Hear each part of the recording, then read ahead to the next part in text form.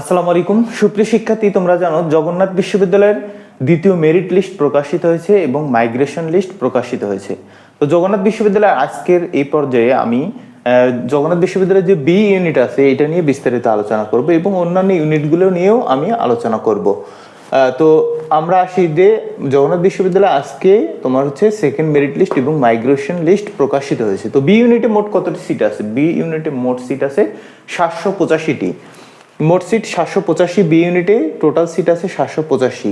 মানবিক, তারপরে হচ্ছে তোমার বিজ্ঞান, বাণিজ্য। মূলত আজকে আমি পুরো ভিডিও জুড়ে আলোচনা করব যে তোমাদের তৃতীয় মেরিট লিস্ট যেটা প্রকাশিত হবে সেটাতে কত পর্যন্ত টানতে পারে। তোমরা আমার ইনবক্সে নক করতেছো এবং কমেন্ট বক্সে বারবার একই জিনিস জিজ্ঞাসা করতেছো, তো আমি ভাবলাম একটা ভিডিও দেওয়া দরকার, তাহলে তোমাদের বিষয়টা ক্লিয়ার হবে, সবাই উত্তরটা পেয়ে যাবে। এবং মাইগ্রেশন কি, অটো মাইগ্রেশন কি, এই বিষয়গুলো নিয়েও আমি আলোচনা করব এবং কোন সাবজেক্টে কতদূর পর্যন্ত গেছে সেটা নিয়ে একটা আলোচনা করব এবং এই যে ভর্তি প্রক্রিয়ায় তোমাদের কি কি কাগজ জমা দিতে হবে এবং হচ্ছে কত টাকা লাগবে এই বিষয়টা আলোচনা করবে। এবং লাস্ট পর্যায়ে হচ্ছে কত তোমাদের যে তৃতীয় মেধা তালিকা সেটা প্রকাশিত হয়েছে 4/3/2026 তারিখে। তো আশা করি তোমরা পুরো ভিডিওটা দেখো। এখানে হচ্ছে জগন্নাথ বিশ্ববিদ্যালয়ের মোট সিট আছে 785টি। এটা হচ্ছে বি ইউনিট, তো কলা সামাজিক বিজ্ঞান অনুষদ। এখানে হচ্ছে তোমাদের মানবিকের সিট ছিল হচ্ছে 505টি। তো এইবার যে রেজাল্ট প্রকাশিত হলো, রেজাল্ট প্রকাশে দেখা যাচ্ছে যে তোমাদের 231টি সিট ফাঁকা আছে এখনো। 505টির মধ্যে 231টি সিট মানবিক বিভাগে ফাঁকা আছে। তো এখানে হচ্ছে আমি পরিসংখ্যান করেছি যে আসলে কত পার্সেন্ট ভর্তি হয়েছে। দেখা যায় মোটামুটি মানবিক বিভাগে 55% শিক্ষার্থী কিন্তু ভর্তি হয়েছে। তো আর বাকিগুলো কেন ভর্তি হলো না? তারা নিশ্চিত কোনো ভালো ইউনিভার্সিটিতে ভালো কোনো সাবজেক্টে ভর্তি হয়েছে, অথবা দেখা যায় অনেকে ঢাকা বিশ্ববিদ্যালয়ের খারাপ সাবজেক্ট পাইলেও তোমার জগন্নাথে আসেনি, এরকম ইয়ে আছে। আমি অনেকের সাথে কথা বলেছি এবং তাদের অনেকে দেখা যায় ল্যাঙ্গুয়েজ পেয়েছে, এখানে এসে ভর্তি হয়নি। যাই হোক, এই সিটগুলো হচ্ছে তোমাদের পূরণ হয়েছে মানবিক বিভাগের। তারা হচ্ছে এই কয়টা সিট ফাঁকা আছে, 231টা সিট। তো আমি একটা পরিসংখ্যান করেছি, 55% মানবিক বিভাগ থেকে তারা ভর্তি হয়েছে। তো দেখা গেল যে এখানে হচ্ছে 505টা সিট, তাহলে 127 থেকে 130 জন ধরলাম। পরবর্তীতে তারা হচ্ছে কি, তাহলে 231টা সিট আরো ভর্তি হতে পারে 130 জন। তাহলে তৃতীয় মেরিটের কথা বলছিলাম যে তৃতীয় মেধা তালিকা প্রকাশ হবে যেটা 4/3/2026 তারিখে, সেটার কতজন ভর্তি হতে পারে। তো টোটাল আমি তৃতীয় মেরিটের সম্ভাব্য একটা পরিসংখ্যান বের করেছি, যদি আমি এই পার্সেন্টেজ হিসাব করি সেটা হচ্ছে 880 জন। কিন্তু একটা মজার বিষয় হলো কি, এই 880 জন আর বেশি কম টানতে পারে।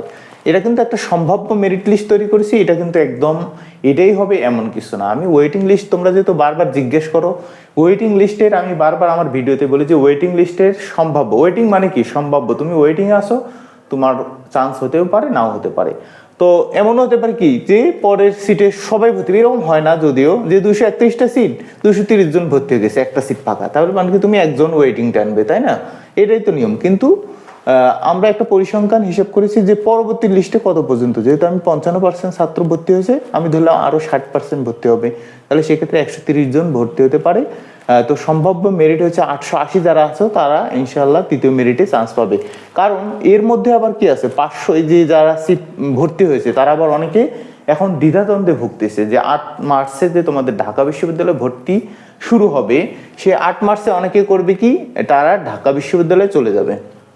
তো সেক্ষেত্রে তোমার তো সিটগুলো ফাঁকা হবে, তখন নিচের দিক থেকে টানবে। তাহলে আমি তৃতীয় মেরিটে সম্ভাব্য ধরেছি 880 জন।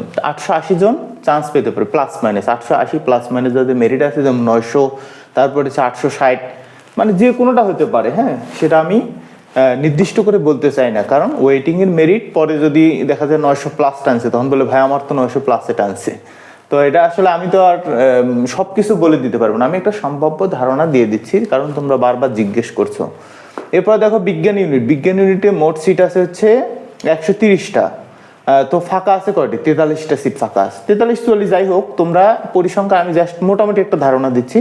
আমি একটা পরিসংখ্যা, এখানে হচ্ছে 67% মতন ছাত্রছাত্রী ভর্তি হয়েছে। দেখো বিজ্ঞান ইউনিটে ভর্তির পার্সেন্টেজ কিন্তু একটু বেড়ে গেল, তার মানে হচ্ছে 184 সিরিয়াল, 184 সিরিয়াল। এবার হচ্ছে তোমার দেখা যায় 44টা সিট ফাঁকা আছে, এই 44 সিটের মধ্যে ধরলাম আরো 20 জন, 23 জন ভর্তি হয়েছে, 20 জন ভর্তি হয়নি। তাহলে এই 20 জন নিয়ে দেখা যায় 205 প্লাস মাইনাস মেরিট। তোমার চান্স পেতে পারে। 205, 206, 210, 200 এর মধ্যে যারা মেরিট আছে মোটামুটি একটা সম্ভাব্য আছে আর কি, তাদের সম্ভাবনা আছে। এরপরে দেখো আমি একটা জিনিস এখানে খেয়াল করে দেখেছি যে মানবিক বিভাগ থেকে বিজ্ঞানে ভর্তি হওয়ার পার্সেন্টেজটা কিন্তু একটু বেশি। তার মানে বিজ্ঞানে এসে কি হয়, তোমাদের সিট সংখ্যা কি এমনিতে কম, তখন ভর্তি হওয়ার পার্সেন্টেজ তাদের বেশি হয়ে যায়। কারণ বিজ্ঞান থেকে মানবিকে তারা কিন্তু সরাসরি বিজ্ঞানের কোনো সাবজেক্ট পায়নি, তারা মানবিকের বিভাগ পাওয়ার জন্য এই বি ইউনিটে পরীক্ষা দিয়েছে। এরপরে আসো বাণিজ্য বিভাগ, এখানে এসে খেয়াল করে দেখো 75টা হচ্ছে তোমার সিট, এর মধ্যে মাত্র 15টা সিট ফাঁকা আছে, আর বাকি 60 জন কিন্তু ভর্তি হয়ে গেছে। তাহলে পার্সেন্টেজ হিসাব করলে দেখা যায় 80%-এর মতন স্টুডেন্ট বাণিজ্য বিভাগে ভর্তি হয়েছে। এটা কিন্তু বাণিজ্য বিভাগের ছাত্রছাত্রীদের জন্য একটা দুঃসংবাদ। আর হচ্ছে সম্ভাব্য হচ্ছে 97 সিরিয়াল, আমি দেখেছি 97 সিরিয়াল লাস্ট কল ছিল, সেখান থেকে আরো 5 জন আমি যোগ করি বা 10 জন, তাহলে আমার হচ্ছে 105, 110। কিন্তু এটাই কিন্তু শেষ না। তোমরা হয়তো হতাশ হয়ে যাবে অনেকে যে 880 আমার 1000 সিরিয়াল, আমি কি আর চান্স পাবো না? না, তুমি চান্স পাবে। কারণ হচ্ছে এখানে একটা ইকুয়েশন আছে। অনেকে কি করবে, এই বিশ্ববিদ্যালয়ে ভর্তি হওয়া থাকা অবস্থায় ঢাকা বিশ্ববিদ্যালয়ে চান্স পাবে, কেউ জাহাঙ্গীরনগর বিশ্ববিদ্যালয় আছে সেখানে ওয়েটিং চান্স পাবে, ঢাকা বিশ্ববিদ্যালয় গণবিজ্ঞপ্তি, তারপরে হচ্ছে রাজশাহী বিশ্ববিদ্যালয়ের চান্স আছে। এগুলোর জন্য সবাই ওয়েট করতেছে যে কোন সাবজেক্ট পাবো। তারা ভেবে চিন্তে সিদ্ধান্ত নেবে যে আমি কোথায় যাব। অনেকে এমনি ভর্তি হয়ে আছে, তারা সিট ক্যান্সেল করবে, যেমন সাস্টে ভর্তি হয়ে আছে, সাস্ট থেকে ক্যান্সেল করে আসতে পারে। আবার কি হয়, জগন্নাথে অনেকে ভর্তি হওয়ার জন্য টার্গেট করে আছে, অনেকে আবার জগন্নাথ ছাড়ার জন্য যে অন্যান্য বিশ্ববিদ্যালয়ে যদি আমার চান্স হয়, ভালো সাবজেক্ট পাই, সেখানে চলে যাব। তো মানবিকের দেখো, মানবিকে যারা 1500 প্লাস মাইনাস সিরিয়াল আছে, মানে 1500 প্লাস বলতে কি 2000 সিরিয়াল বা হচ্ছে 1500 কম, ধরো 1400, এর মধ্যে যারা আছে মোটামুটি একটা তারা চান্স পাওয়ার পসিবিলিটি আছে বলে আমি মনে করি।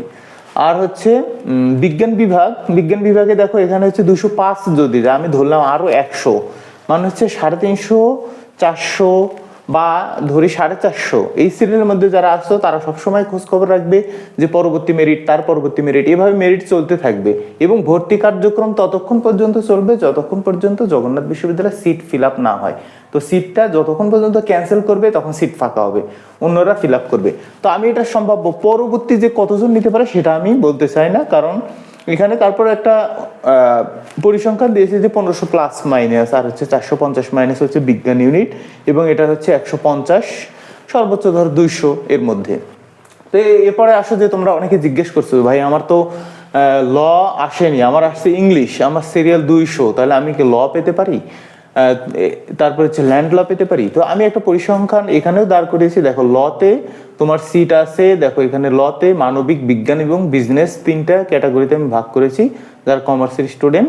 আর হচ্ছে মানবিক, বিজ্ঞান, বিজনেস, এখানে দেখো 2 থেকে 87 হচ্ছে লতে তারা চান্স পেয়েছে, 87 সিরিয়াল লাস্ট যে মেরিট। আর হচ্ছে ল্যান্ড ল হচ্ছে 217 এবং হচ্ছে ইংলিশ হচ্ছে 263। দেখো আমি একটা সাবজেক্ট চয়েস লিস্ট দিয়েছিলাম, ওই সেম ভাবে দেখো খেয়াল করে দেখো আমি ল একে দিয়েছিলাম, তারপর হচ্ছে ল্যান্ড ল, তারপর ইংলিশ, তারপর বাংলা, তারপর হচ্ছে হিস্টোরি।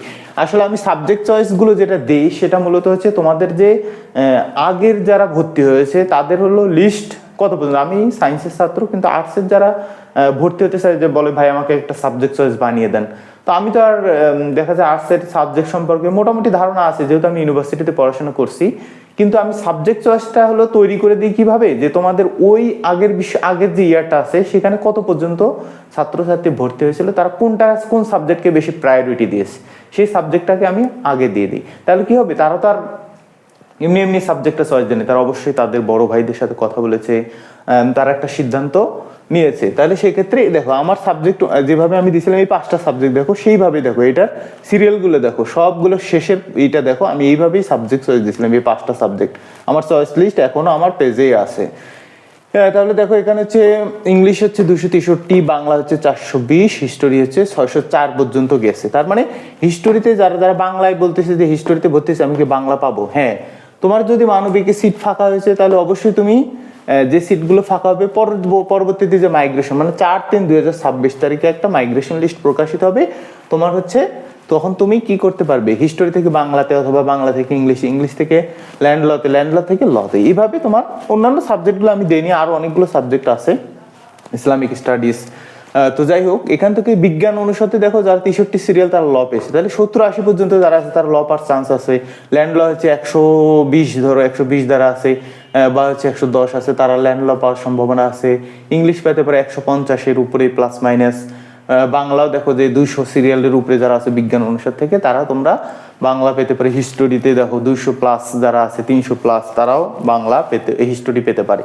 এভাবে বিজনেস স্টাডিজে দেখো, বিজনেস স্টাডিজে হিস্টোরি বিভাগ তারা পাবে না। 44টা সিট আছে হচ্ছে লতে, 44 পর্যন্ত আর কি লতে পেয়েছে, 64 পর্যন্ত ল্যান্ড ল, 55, 79 হচ্ছে বাংলা। তো মোটামুটি এটা একটা ধারণা। তো আমি যেটা বলছিলাম যে ভর্তি বাতিল করবে, অনেকে ভর্তি বাতিল করবে, এটা সব বিশ্ববিদ্যালয় করে, কারণ অনেকে হতাশায় ভুগতেছে। যেমন একজনের সাথে কথা হলো, সে জগন্নাথ বিশ্ববিদ্যালয়ে ভালো সাবজেক্ট পেয়েছিল ল, ল থেকে সে ঢাকা বিশ্ববিদ্যালয়ে ভর্তি হয়েছে, ধরো একটা দুর্বল সাবজেক্টে ভর্তি হয়েছে। হ্যাঁ, তখন তার এখন মানে গিলটি ফিল করতেছে যে ভাই আমি তো এই ভুলটা করলাম। এখন তো গিলটি ফিল করার কিছু নাই, তুমি যেহেতু ভর্তির ডিসিশন নিয়েই ফেলেছো, তাহলে যেটা তুমি ডিসিশন নিয়েছো সেটাই ঠিক। তবে অবশ্যই তোমাদের ভর্তি হওয়ার ক্ষেত্রে অবশ্যই তোমাদের কি প্রায়োরিটি দিতে হবে, যে আমার পরবর্তী লাইফ সম্পর্কে কি হবে, আমি কি হতে চাই, এই জিনিসগুলোকে জিজ্ঞেস করবো। শুধু ইউনিভার্সিটি দেখলাম, একটা সাবজেক্টে পড়াশোনা করলাম, 4 বছর পরে কি হবে এই চিন্তা করলে না, তাহলে তুমি বড় বিপদে পড়বে। কারণ তুমি একটা সাবজেক্টে ভর্তি হয়েছো যেটা চাকরির মার্কেট যেটা আছে, জব মার্কেটে ভালো ভ্যালু নাই, তাহলে তুমি কি হবে, ওখানে পিছিয়ে যাবে। কারণ এরপরে পরবর্তীতে তোমাদের কিন্তু একটা প্রতিযোগিতা শুরু হবে, সেটা হলো চাকরির বাজারের প্রতিযোগিতা। তো যাই হোক, এখন আসবো হচ্ছে আমি যে ভর্তি প্রক্রিয়া। তোমাদের কোশ্চেনের পরিপ্রেক্ষিতে অনেক কোশ্চেন আসে আমার, প্রতিদিন দেখা যায় 200-300, যখন রেজাল্টের আমি কিছু প্রকাশ করি রেজাল্ট টাইপের, তখন দেখা যায় 200-100 SMS আসে। তো 100 SMS ব্যাক করা আসলে আমার পক্ষে সম্ভব না। এই জন্য আমি একটা ভিডিও দিলাম যে তোমরা এটা দেখো, দেখলে তোমাদের মধ্যে একটা ধারণা চলে আসবে। আচ্ছা, ভর্তি যারা হচ্ছে ভর্তি হবে তাদের প্রক্রিয়াটা শুরু হয়ে গেছে অলরেডি। 26 তারিখে আজকে রেজাল্ট দিতে দেরি করছে, আমরা বলেছিলাম 25 তারিখ রেজাল্ট দিবে। এটা ওয়েবসাইটের অনুযায়ী যে 26 তারিখ, যেহেতু রমজান মাস তাদেরও একটু লিস্ট তৈরি করতে লেট হয়েছে। তো 26/2/2026 12টা থেকে শুরু হয়েছে, অনলাইনে ভর্তি প্রক্রিয়া শুরু হয়েছে। HTTPS, তোমরা এই ওয়েবসাইটে ঢুকবে। তোমরা কিভাবে ওয়েবসাইটে ঢুকবে সেটা কিন্তু একটা ভিডিও আমার ইউটিউব লিঙ্কে আমি কিন্তু শেয়ার করেছি এবং দিয়ে দিয়েছি। তো এখানে হচ্ছে HTTPS, তারপর হচ্ছে clone/diba.jnuadmission.com, এটা হচ্ছে তোমাদের অফিসিয়াল ওয়েবসাইট। এটাতে ঢুকলে তোমরা হচ্ছে ভর্তি ফর্ম পূরণ ও ভর্তি ফিস জমা দিতে পারবে। তো দুটো কাজ করতে হবে তোমাকে, এখন ভর্তি ফর্ম পূরণ করতে হবে এবং ফিস জমা দিতে হবে। ফিস কত, তোমার হচ্ছে বিজ্ঞান বিভাগ যারা আছে, ফিসটা হচ্ছে তোমার হচ্ছে কত টাকা তুমি ভর্তি হতে লাগবে সেটা দেখো। বিজ্ঞান অনুষদ 12,630, যারা বিজনেস স্টাডিজ আছে তারা হচ্ছে 10,630, মানবিক 10,630। বিজ্ঞান অনুষদে ল্যাব ফি আছে, তারপর অন্যান্য ফি আছে, এই জন্য ওদের একটু বেশি। তো এছাড়া তোমাদের কি কি কাগজ নিতে হবে, এসএসসি এইচএসসি এর যে মূল মার্কশিট আছে, এটা কিন্তু তোমাদের মেইন মার্কশিটটা কিন্তু জমা নিবে। তো এখানে কথার প্রেক্ষিতে আসলো যে মেইন মার্কশিট, আচ্ছা ভাই আমি তো হলো ঢাকা বিশ্ববিদ্যালয়ে আমার মেইন মার্কশিটটা জমা দিস, তো সেক্ষেত্রে কি আমি ওই রিস্কটা নেবো যে ওখান থেকে কাগজটা তুলে নিয়ে এসে জগন্নাথ বিশ্ববিদ্যালয়ে ভর্তি হবো? তুমি যদি পারো যে না আমি কাগজ, তুমি যদি সিদ্ধান্ত নিয়েই ফেলো যে আমি জগন্নাথেই থাকবো, তাহলে তুমি কাগজটা উঠানোর চেষ্টা করবে। আর যদি না হয়, মানে তুমি যদি সার্টিফিকেটটা উঠাতে না পারো, তবু কিন্তু তুমি ভর্তি হতে পারবে। কারণ হচ্ছে তারা সবাই জানে যে তোমরা বিভিন্ন বিশ্ববিদ্যালয়ে ভর্তি হচ্ছ, এক বিশ্ববিদ্যালয় থেকে আর এক বিশ্ববিদ্যালয়ে মাইগ্রেট করতেছো। হ্যাঁ, সেক্ষেত্রে তোমাদের যে কাগজগুলো আছে, যে এসএসসি এইচএসসি মার্কশিট, মূল মার্কশিট জমা দিয়েছো, এটার বদলতে তোমাদের একটা দরখাস্ত দিতে হবে যে আমাকে এতদিন সময় দিবেন, বা 20 দিন সময় দিবেন, 30 দিন বা 15 দিন। এতদিন হয়তো 30 দিন সময় নাও দিতে পারে, 15 দিন সময় নিবে। আমি এইভাবেই ভর্তি হয়েছিলাম, আমার একটা ইউনিভার্সিটি থেকে আমি আর এক ইউনিভার্সিটিতে মাইগ্রেট করার সময় আমি শুধু আমার ফটোকপিগুলো জমা দিয়েছিলাম। আর হচ্ছে তোমাদের যে তোমরা ঢাকা বিশ্ববিদ্যালয় বা যে কোনো বিশ্ববিদ্যালয়ে ভর্তি হও, সেখানে কিন্তু একটা ভর্তি রসিদ থাকে আর কি, ভর্তি রিসিট, ভর্তি ফর্ম, এই টাইপের যা কিছু আছে সব কাগজ তোমরা সাথে নিয়ে যাবা। এবং এটা একটা ডকুমেন্ট বা প্রমাণপত্র তুমি দেখালে যে আমি যে ভর্তি হয়েছি তার একটা প্রমাণপত্র, আমি ভর্তি হয়েছি, আমার কাগজ ওই ইউনিভার্সিটিতে আছে, তো আমি এখন বর্তমানে ওই কাগজটা দিতে পারতেছি না। এই পরিপ্রেক্ষিতে তুমি একটা দরখাস্ত দিলে বিশ্ববিদ্যালয় তোমাকে এটা মঞ্জুর করে নেবে, কারণ তারা এটা অবগত আছে। এরপরে দেখো এডমিট কার্ডের ফটোকপি, এডমিট কার্ড, তোমাদের যে ভর্তির যে এডমিট কার্ড আছে সেটা নিয়ে যেতে হবে। এডমিট কার্ডে এটা নিয়ে গেলে এটা হচ্ছে যে তোমাদের একটা যারা পরীক্ষা পরিদর্শক ছিল তাদের একটা সাইন থাকে, তো সেটা নিয়ে যাবে। অনেকে বলতেছে যে ভাই আমি তো চান্স পাইছি, তাহলে আমার তো এডমিট কার্ডটা হারাই গেছে, যেটা সিগনেচার দিয়েছিল সেটা হারাই গেছে। এটাও হয়তো বিশ্ববিদ্যালয় তোমাদের তোমরা যেটা আছে এখন তো তোমার হারায় ফেলছো, এটা তো আর বের করার উপায় নেই। সেক্ষেত্রে তোমাকে কি করতে হবে, অবশ্যই দরখাস্ত দিতে হবে যে আমি পরীক্ষার্থী, আমার এই এডমিট কার্ডটা হারিয়ে গেছে। এটা তোমার যারা পরীক্ষা ওখানে যারা ভর্তি কমিটিতে থাকবে তাদের কাছে তোমরা গিয়ে জমা দিবে। এছাড়া আছে ভর্তি ফর্ম নিতে হবে। তোমরা যে ভর্তি আমি একটু নোটিশ বোর্ডটা তোমাদের কমেন্ট বক্সে দিয়ে দেবো, এবং হচ্ছে 2 কপি পাসপোর্ট সাইজের ছবি। তো মোটামুটি আমি বি ইউনিট সম্পর্কে মোটামুটি এই ধারণাটা দিয়েছি। এটার সব কিছুই কিন্তু আমার একটা মানে আন্দাজ করা, হ্যাঁ। এটাতে যে সব একুরেটলি হবে একদম এই 880 চান্স পাবে, 1500 চান্স পাবে এমন না। তোমরা জাস্ট তোমাদের একটা ধারণা দিলাম। তোমরা এই ধারণা নিয়ে বিশ্ববিদ্যালয়ের তাহলে তৃতীয় যে মেধা তালিকা প্রকাশ হবে 4 তারিখ ইনশাল্লাহ, আমরা 4 তারিখে আবার তোমাদের যে মেধা তালিকা আছে সেটা আমরা পোস্ট করব। এবং আমার মনে হয় আবার একটা ভর্তির 4 তারিখে যদি মেধা তালিকা প্রকাশ করে তাহলে আবার একটা ভর্তি কার্যক্রম। তো এই সেম প্রক্রিয়ায় তোমরা যারা আসো ওয়েটিং লিস্টে আসো। আর একটা কথা বলি, যারা তোমরা মন খারাপ করিও না যে 2 বি ইউনিটে তোমরা আসো হলো 4000 সিরিয়াল, বলতেছো ভাই আমার কি চান্স হবে। তুমি এটা নিয়ে আশায় বসে আছো, যে আশায় একটা ঘর বাঁধে আছো। তো তোমার আশায় ঘুরে বালি হতে পারে, কারণ হঠাৎ কি হবে তুমি চান্স পাওনি। 4000 সিরিয়াল থেকে আসলে বি ইউনিটে চান্স হওয়ার পসিবিলিটি কম, কারণ সিট সংখ্যা যা আছে সেটা তো ফিল আপ করতে হবে। ফিল আপ করে 4000 পর্যন্ত যেতে হবে। তুমি দেখো না পরিসংখ্যান, আমি তো দেখছো ভর্তি হওয়ার প্রক্রিয়াটা এইভাবে ভর্তি হয়েছে। তাহলে তোমাকে গুচ্ছর জন্য একটা ভালো একটা প্রিপারেশন নিতে হবে, কারণ তুমি যদি এখন এটার আশায় বসে থাকো তাহলে তোমার পড়ার স্পিডটা থাকবে না। তুমি মনে করো তুমি চান্স পাওনি, এমনি ওয়েটিং আছে, এটার খোঁজ খবর রাখবে সবসময়। আমি বলি যত দূরে ওয়েটিং থাকে খোঁজ রাখবে, কিন্তু পাশাপাশি প্রিপারেশন নিতে হবে। নিজেকে আরো শক্ত করে তৈরি করো, ইনশাআল্লাহ ভালো কিছু হবে। তো সবার জন্য শুভকামনা। আসসালামু আলাইকুম।